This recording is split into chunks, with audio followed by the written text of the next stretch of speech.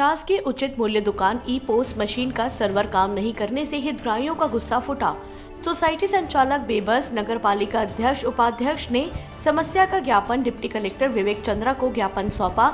3-4 दिनों से पीडीएस का राशन लेने नगर के हितग्राही दिन भर बैठकर समय गंवा रहे हैं। हितग्राही परेशानी का सामना को देखते हुए समस्या के निवारण हेतु प्रशासन को ज्ञापन दिया।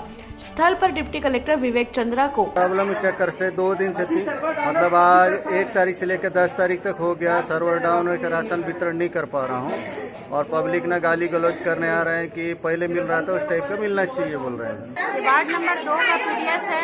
यहाँ पर आप देख रहे हैं पब्लिक भड़की हुई है, क्योंकि पहले जो इनका जो लिया जाता था फोटो के द्वारा लिया जाता था इनका, उसमें सब संतुष्ट थे।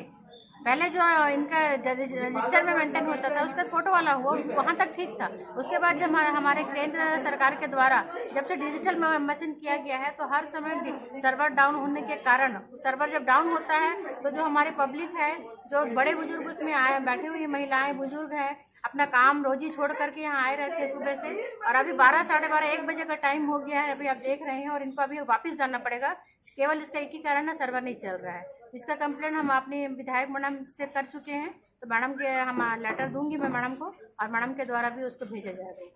नहीं मैडम, यहाँ प्रशासनिक अमला एसडीएम साहब या तहसीलदार को इसकी सूचना दी गई है? दी गई है। सर के पास हम लोग जा रहे हैं, अभी लेटर बनवा रहे हैं। एसडीएम सर के पास सबको लेकर हम लोग जा रहे हैं भीड़ की शक्ल में। सर को भी बताएंगे और फूड इंस्पेक्टर से भी मेरी बात हुई है। से आ रहे हैं, राशन आपको नहीं मिल रहा है? कल से हाँ, कल से लाइन में बैठे हैं? कल भी नहीं मिला, आज भी नहीं मिला। हम लोग कैसे करके खाएंगे? हम लोग बुजुर्ग लोग को कहाँ जाएंगे?